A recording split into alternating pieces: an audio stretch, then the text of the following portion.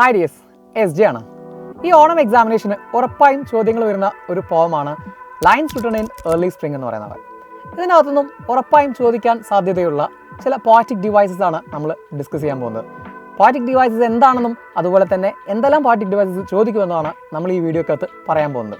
So video skip ചെയ്യാതെ complete ആയിട്ട് കാണാം. ആദ്യം തന്നെ ഫസ്റ്റ് ലൈനിൽ തന്നെ നമുക്കൊരു പോയറ്റിക് ഡിവൈസ് ഉണ്ട്. ഹൈപ്പർ ബെല്ലെ എന്നാണ് ആ പോയറ്റിക് ഡിവൈസിൻ്റെ പേര്. എന്താണ് ഹൈപ്പർ ബെല്ലെ? ഹൈപ്പർ ബോൾ എന്നാണ് നമ്മൾ എഴുതുക, പക്ഷേ പ്രൊനൗൺസിയേഷൻ ഹൈപ്പർ ബെല്ലെ എന്നാണ്. ഹൈപ്പർ ബെല്ലെ എന്ന് പറഞ്ഞാൽ ഓവർ എക്സാജറേഷൻ, പെരുപ്പിച്ച് പറയുക എന്ന് പറയും. എൻ്റെ മുത്തശ്ശിക്ക് ആ കുന്നിൻ്റെ പ്രായമുണ്ട് എന്നൊക്കെ പറയൂലേ, അങ്ങനെ ഒരു ആനയെ തിന്നാനുള്ള വിശപ്പ് എനിക്കുണ്ട് എന്നൊക്കെ പറയുന്നതാണ് നമ്മൾ ഹൈപ്പർ ബെല്ലെ എന്ന് പോയത്തിൽ നമ്മൾ യൂസ് ചെയ്യുമ്പോൾ പറയാം. ഇവിടെ എന്താണ് ഹൈപ്പർ ബെല്ലെ? ഫസ്റ്റ് ലൈൻ നോക്കുക. ഐ ഹേർഡ് 1000 ബ്ലെൻഡഡ് നോട്ട്സ് എന്ന് പോയറ്റ് പറഞ്ഞിട്ട് ആ പോയം തുടങ്ങുന്നത് അല്ലേ.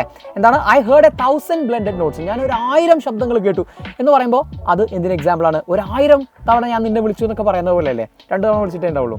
അപ്പം ഇങ്ങനെ പറയുന്നത് കൊണ്ട് ഓവർ എക്സാജറേഷൻ ആകുന്നതുകൊണ്ട് അത് ഹൈപ്പർ ബെല്ലേക്ക് എക്സാമ്പിളാണ്. അപ്പോൾ ഇനി അത് മറക്കരുത്. സെക്കൻഡ് വൺ പേഴ്സോണിഫിക്കേഷൻ ആണ്. എന്താണ് പേഴ്സോണിഫിക്കേഷൻ എന്ന് പറഞ്ഞാൽ, നമ്മൾ ഒരു ഹ്യൂമൻ ബീയിങ്ങിൻ്റെ ക്വാളിറ്റി അതൊരു ഇനാനിമേറ്റ് ആയിട്ടുള്ള എന്ന് വെച്ചാൽ ലൈഫ്ലെസ് ആയിട്ടുള്ള ജീവനില്ലാത്ത ഒരു വസ്തുവിൻ്റെ ക്വാളിറ്റി ആക്കിയിട്ട് പറയുക, അതിന് ആട്രിബ്യൂട്ട് ചെയ്ത് കൊടുക്കുക. ഒരു എക്സാമ്പിൾ നോക്കുക. The lightning danced across the sky എന്ന് വെച്ചാൽ ഇടിമിന്നൽ എന്തായിരുന്നു? നൃത്തം വെക്കുകയായിരുന്നു ആകാശത്ത് നിന്ന്. ശരിക്കും നൃത്തം വെക്കുന്ന ആരാ? ഹ്യൂമൻ ബീങ് ആണ്. അത് ജീവനില്ലാത്ത ഈ ലൈറ്റ്നിങ്ങിൻ്റെ ക്വാളിറ്റി ആക്കി പറഞ്ഞു. മറ്റൊരു എക്സാമ്പിളാണ് the rain is drumming on the window pain.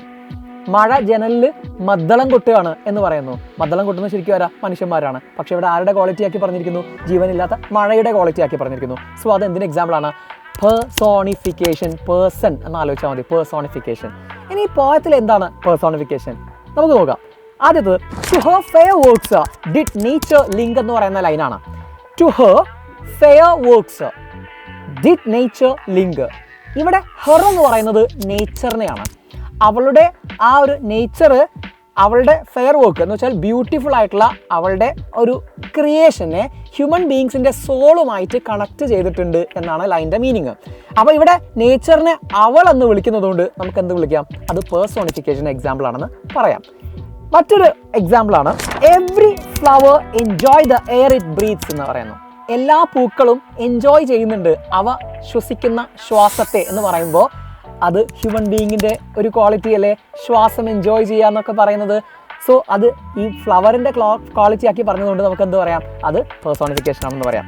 So next ആണ് നമ്മൾ ഇമേജറിയിലേക്കാണ് പോകുന്നത്. ഇമേജറി എന്ന് പറഞ്ഞാൽ നമുക്ക് ഈ ഒരു ഭംഗി കൂട്ടാൻ വേണ്ടിയിട്ട് ഈ ഒരു പോയം വായിക്കുന്ന ആൾക്ക് അതിങ്ങനെ കാണുന്ന പോലെ അല്ലെങ്കിൽ അതിനൊരു എക്സ്പീരിയൻസ് കിട്ടാൻ വേണ്ടിയിട്ട് ഓഡിറ്ററി കേൾക്കുന്ന പോലെ തോന്നിക്കാൻ, വിഷ്വൽ ഇമേജറി എന്ന് വെച്ചാൽ കാണുന്ന പോലെ തോന്നിക്കാൻ, ടാക്ടൈൽ തൊടുന്ന പോലെ തോന്നിക്കാൻ, ഇങ്ങനെ ഓൾഫാക്ടറി സ്മെൽ ചെയ്യുന്ന പോലെ തോന്നിക്കാൻ, ഇങ്ങനെ ഒരു അടിപൊളി ഒരു സിനിമ കാണുന്നത് പോലെ നമുക്ക് ഫീൽ ചെയ്യാൻ വേണ്ടിയിട്ട് ഉപയോഗിക്കുന്ന ഈ ഒരു ലിറ്റററി ഡിവൈസ് ആണ് എന്താ?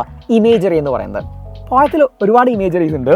അതൊന്ന് വിഷ്വൽ ഇമേജ് തന്നെയാണ്. നമ്മൾ പറയുന്ന the birds around me hopped, എനിക്ക് ചുറ്റിലും പക്ഷികൾ തത്തിക്കളിക്കുന്നു എന്ന് പറയുന്നതും. പിന്നെ ഇഷ്ടം പോലെയുണ്ട് through primrose shrubs in the green bower. നിങ്ങൾ വരി വായിച്ചു നോക്കുക, കാണുന്ന പോലെ തോന്നുന്ന എന്തെങ്കിലും അതിനകത്തുണ്ടെങ്കിൽ നിങ്ങൾക്കത് വിഷ്വൽ ഇമേജറിക്ക് എക്സാമ്പിളാണെന്ന് പറയാം. മറ്റൊന്ന് ടാക്ടൈൽ ഇമേജ് ആണ്. തൊടുന്ന പോലെ തോന്നുന്ന ഏതാണ്? To catch the breezy air എന്ന് പറയുന്നത് എന്തിന് എക്സാമ്പിളാണ്? യെസ്, ടാക്ടൈൽ ഇമേജിന് എക്സാമ്പിളാണ്. മറ്റൊന്ന് ഓഡിറ്ററി ഇമേജ് ഉണ്ട്. ഐ ഹേർഡ് 1000 ബ്ലെൻഡഡ് നോട്ട്സ് എന്ന് പറയുന്നത് നമ്മുടെ ഫസ്റ്റ് ലൈന് എന്തിന് എക്സാമ്പിളാണ്? ഐ ഹേർഡ്, ഞാൻ കേട്ടു എന്ന് പറയുമ്പോൾ അത് ഓഡിറ്ററി ഇമേജ് ആണ്. ഓക്കെ, മറ്റൊന്ന് അലിട്രേഷൻ ആണ്. പോയത്തിൽ അലിട്രേഷൻ ഉണ്ട്. അലിട്രേഷൻ എന്താണ്? Repetition of the initial consonant sounds in A line. ഒരു വരിക്കകത്ത് ഒന്നിൽ കൂടുതൽ തവണ കോൺസണന്റ് സൗണ്ട്സ് എന്ന് പറഞ്ഞാൽ വവ്വൽസ് അല്ലാത്ത സൗണ്ട്സ് ഇല്ല, വവ്വൽസ് അല്ലാത്ത സൗണ്ട്സ്, ഇതാണ് കോൺസണന്റ് സൗണ്ട്സ്. ഇപ്പോൾ പി, ബ്, ക്, ട് എന്നൊക്കെ പറയുന്ന സൗണ്ടുകൾ ഒരു വരിക്കകത്ത് ഒന്നിൽ കൂടുതൽ തവണ വാക്കുകളുടെ ആദ്യത്തിൽ ആവർത്തിച്ച് വരിക. ഒരു എക്സാമ്പിൾ നോക്കിയാൽ പെട്ടെന്ന് മനസ്സിലാക്കും. What man has made of മാൻ എന്ന് പറയുന്ന ആ ലൈൻ നോക്ക്. What man has made of മാൻ എന്ന് പറയുന്ന ആ വരിക്കകത്ത് മ് സൗണ്ട് മാനിലും മെയ്ഡിലും അല്ലെ, മാനിലും പിന്നെയും 3 തവണ ആവർത്തിച്ച് വരുന്നു. 2 തവണ വന്നാൽ മതി, നമുക്കതിന് എന്തെന്ന് എക്സാമ്പിൾ ആണെന്ന് പറയാം? അലിട്രേഷൻ എക്സാമ്പിൾ എന്ന് പറയാം. അപ്പോൾ ഇങ്ങനെയും അലിട്രേഷൻ നിങ്ങൾ സ്പോട്ട് ഔട്ട് ചെയ്യുക. And the last one is rhyme scheme. ഇതിനകത്തൊരു റൈമിംഗ് സ്കീമുണ്ട് അല്ലേ. ഇതിൻ്റെ ഒരു താളത്തിനാണ്, ഒരു താളം കൊടുക്കാൻ വേണ്ടിയിട്ടാണ് റൈമിംഗ് സ്കീമോ അതുപോലെ അലിട്രേഷനൊക്കെ ഉപയോഗിക്കുന്നത്. ഇവിടെ ഈ ഫസ്റ്റ് സ്റ്റാൻസ നമുക്ക് നോക്കാം. ഐ ഹേർഡ് 1000 ബ്ലെൻഡഡ് നോട്ട്സ് എന്ന് തുടങ്ങുന്ന ഈ സ്റ്റാൻസ നിങ്ങൾ നോക്കാം. ഈ സ്റ്റാൻസയ്ക്കകത്ത് അവസാനത്തെ ഈ റൈം സ്കീം നോക്കാൻ അറിയാത്ത ആളുകൾ മനസ്സിലാക്കേണ്ടത് അവസാനത്തെ വാക്കുകളൊന്ന് അണ്ടർലൈൻ ചെയ്ത് വെക്കുക. ഇവിടെ നോട്ട്സ്, റിക്ലൈൻഡ്, തോട്ട്സ്, അതുപോലെ മൈൻഡ് അല്ലേ, തോട്ട് അതുപോലെ മൈൻഡ്. അപ്പോൾ ഈ നോട്ട്സ് എന്ന് പറയുന്ന ആദ്യത്തെ വേർഡ് നമ്മൾ എടുക്കുന്നു. അപ്പോൾ മാത്സിലൊക്കെ നമ്മൾ എന്താ ചെയ്യുക, അറിയാത്ത ആളെ നമ്മൾ എക്സ് എന്നിടും അല്ലേ. അപ്പോൾ അതുപോലെ ഇവിടെ ആദ്യമായതുകൊണ്ട് അറിയാത്ത ആളായതുകൊണ്ട് നോട്ട്സ് എന്ന് പറയുന്നത് നമ്മൾ എ എന്ന് കൊടുത്തു.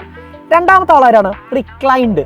റിക്ലൈൻഡും നോട്ട്സും തമ്മിൽ എന്തെങ്കിലും ബന്ധമുണ്ടോ നോക്കുക. എന്ന് വെച്ചാൽ ശബ്ദത്തിൽ പ്രൊനൗൺസിയേഷനിൽ എന്തെങ്കിലും ബന്ധമുണ്ടോ? ഒരു ബന്ധവുമില്ല. അപ്പോൾ അതിനെ വൈ എന്ന് കൊടുക്കുന്നതിന് പകരം നമ്മൾ ബി എന്ന് കൊടുത്തു. ഓക്കെ, അപ്പോൾ എ ബി ആയി. മൂന്നാമത്തെ വരി നോക്കുക, തോട്ട്. തോട്ടും നോട്ടും തമ്മിൽ ബന്ധമുണ്ട് അല്ലേ, തോട്ട് നോട്ട്. അപ്പോൾ നമുക്ക് എന്ത് പറയാം, അതും എ തന്നെയാണെന്ന് പറയാം. അപ്പോൾ എ ബി എ എന്നായി. നെക്സ്റ്റ് വൺ മൈൻഡ് ആണ്. മൈൻഡ്, റിക്ലൈൻഡ് എന്ന് പറയുമ്പോൾ അവർ തമ്മിലാണ് ബന്ധം, സോ അത് ബി ആണ്. അപ്പോൾ നമുക്ക് ഇങ്ങനെ എഴുതാം, എ ബി എന്ന് പറയുന്നതാണ് അതിൻ്റെ റൈം സ്കീം. അപ്പോൾ ശ്രദ്ധിക്കേണ്ട കാര്യം, എ ബി എന്ന് എഴുതുമ്പോൾ ഫുള്ളി ഒന്നുകിൽ ക്യാപിറ്റൽ ലെറ്റേഴ്സിൽ എഴുതാം, അല്ലെങ്കിൽ ഫുള്ളി സ്മോൾ ലെറ്റേഴ്സിൽ എഴുതാം. കോമയൊന്നും വേണ്ട, ഗ്യാപ്പ് ഒന്നും വേണ്ട, അവ ഒരുമിച്ച് എഴുതിയാൽ മതി. അപ്പോൾ ഇത്രയേ ഉള്ളൂ നമുക്ക് ഏത് ചാപ്റ്ററിനും ലൈൻസ് റിട്ടൺ ഏർലി സ്പ്രിംഗ് എന്ന് പറയുന്ന വില്യം വേർഡ്സ്വർത്തിന്റെ ഗംഭീരമായ പോത്ത്നോത്തും പഠിക്കാനുള്ള poetic devices. So hope you enjoyed the video and ഇതുപോലെ നിങ്ങൾക്ക് നെക്സ്റ്റ് പോയത്തിൻ്റെ വീഡിയോ വേണമെങ്കിൽ നിങ്ങൾ എന്ത് ചെയ്യുക, താഴെ കമൻറ്റ് ബോക്സിൽ പറയുക. Thank you.